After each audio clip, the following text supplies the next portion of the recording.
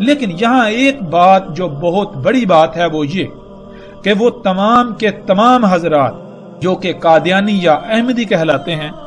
جو مرزا غلام احمد کو عیسیٰ ابن مریم کی نسل سمجھتے ہیں یا عیسیٰ ابن مریم سمجھتے ہیں، جو غلام احمد کو احمد سمجھتے ہیں یا پھر اسے مہدی سمجھتے ہیں، جو بھی سمجھتے ہیں، اگر تو وہ واقعتاً عیسیٰ ابن مریم یا ان کی نسل تھا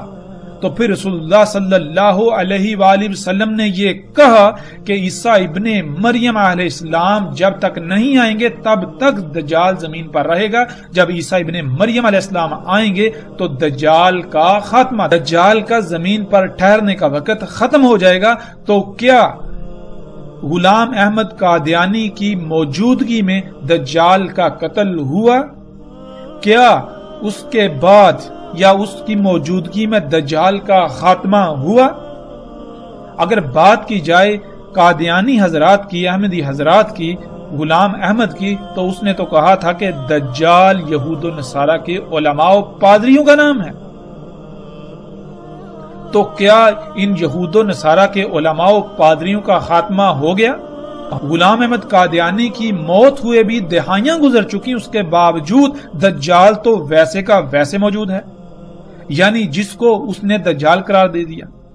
جس کو اس نے دجال کہا تھا کہ یہود و نصارہ کے علماء و پادری ہی دجال ہے، اگر وہ دجال تھے، اگر غلام احمد قادیانی سچا تھا تو پھر یہ سب ختم ہو جانا چاہیے تھا۔ لیکن ہم دیکھتے ہیں کہ یہود و نصارہ کے پادری و علماء، ان کے جو ربی ہیں، وہ محمد رسول اللہ صلی اللہ علیہ وسلم کے وقت بھی موجود تھے، غلام احمد قادیانی کے وقت بھی موجود تھے اور آج بھی موجود ہیں۔ اور اگر یہی دجال تھے تو محمد علیہ السلام کو ان کے بارے میں کہتے ہوئے کوئی آر محسوس ہو رہی تھی، کیونکہ وہ تو اس وقت بھی موجود تھے۔ پھر دوسری بات، محمد رسول اللہ صلی اللہ علیہ وآلہ وسلم نے یہ کہا تھا کہ عیسیٰ ابن مریم علیہ السلام ان کی ملت پر ہوں گے اور اس کے علاوہ وہ ان کی تصدیق کریں گے انہی کے ساتھ۔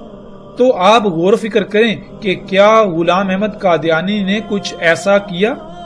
کچھ ہٹ کر کیا؟ پھر رسول اللہ صلی اللہ علیہ وآلہ وسلم نے جو بات کہی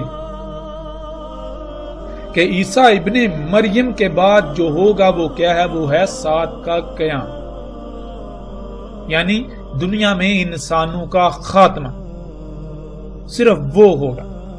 تو اب ہم ناظرین جب غور و فکر کریں، دیکھیں تو غلام احمد قادیانی کے وفات کے بعد، اس کی موت کے بعد، اس کی موت کو دہائیاں گزر چکی، اس کے موت کے بعد بھی بڑے بڑے عوامل وقوع پذیر ہو رہے ہیں۔ اگر غلام احمد قادیانی سچا تھا تو اس کی موت کے بعد جو جو عوامل وقوع پذیر آج ہو رہے ہیں وہ ان کے بارے میں بتا کر جاتا، جیسے محمد علیہ السلام نے ایک ایک بات کو تفصیل کے ساتھ بیان کیا۔ اور اگر وہ سچا تھا تو اب تک تو سات کا قیام بھی ہو جانا چاہیے تھا، لیکن کیا ہے کہ ابھی تک تو سات کا قیام بھی نہیں ہوا۔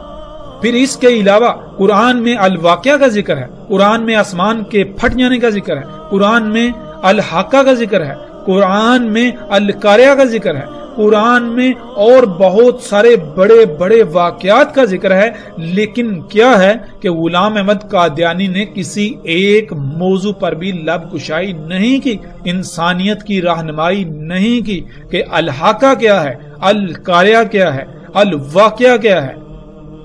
کسی بھی موضوع پر غلام احمد قادیانی کے کوئی الفاظ نہیں ملتے، اگر ملتے ہیں تو ان کا حقیقت کے ساتھ دور دور تک کوئی تعلق نہیں۔ اور جیسے جیسے ہم آگے بڑھیں گے تو انشاءاللہ اللہ کے فضل سے ناظرین ہم ایک ایک پہلو کو ہر لحاظ سے کھول کھول کر بیان کریں گے۔ قادیانیوں سمیت ہمارا کسی سے کوئی مقابلہ نہیں ہے، لیکن ہم یہ ضرور کہیں گے کہ اگر کوئی اپنے آپ کو سچا کہتا ہے تو اس کو اپنے آپ کو سچا ثابت کرنا پڑے گا۔ اگر وہ چاہتا ہے، اگر وہ یہ کہتا ہے کہ وہ سچا ہے تو ہم اس کو دعوت دیتے ہیں کہ دنیا کے کسی بھی پلیٹ فارم پر آ جائیں، قرآن سے، ہم اللہ کی کتاب سے، ہم اللہ کے قوانین سے، ہر لحاظ سے اس کو باطل ثابت کریں گے۔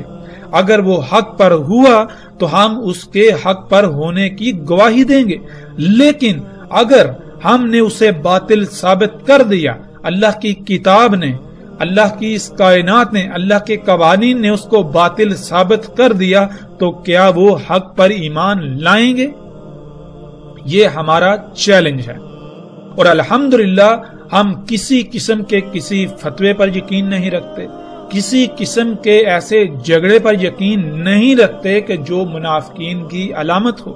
ہم اگر یقین رکھتے ہیں تو وہ رکھتے ہیں عمل پر، ہم اگر یقین رکھتے ہیں تو ہم یقین رکھتے ہیں دلائل پر، ہم اگر یقین رکھتے ہیں تو ہم یقین رکھتے ہیں علم پر۔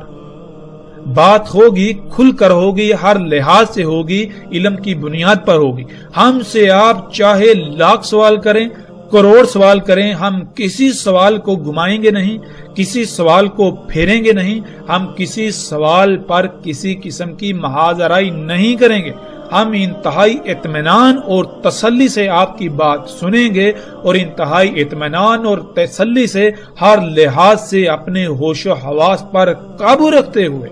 ہر لحاظ سے اللہ کی سنت کو اپناتے ہوئے، اللہ کا رنگ اختیار کرتے ہوئے جواب دیں گے۔ تو اس میدان میں الحمدللہ ہر خاص و عام کو ہماری طرف سے دعوت ہے کہ وہ میدان میں آئیں۔ اگر وہ اپنے دعوے میں سچے ہیں تو وہ آ کر ہمارے سوالات کے جوابات دیں۔ ناظرین، جیسے جیسے ہم آگے بڑھیں گے، آئندہ ایک ساتھ میں ہم اس موضوع پر ہر لحاظ سے بات کریں گے، لیکن جب اس موضوع کا وقت آئے گا اب ہم پلٹتے ہیں واپس اپنے اسی موضوع کی طرف جس پر ہم بات کر رہے ہیں۔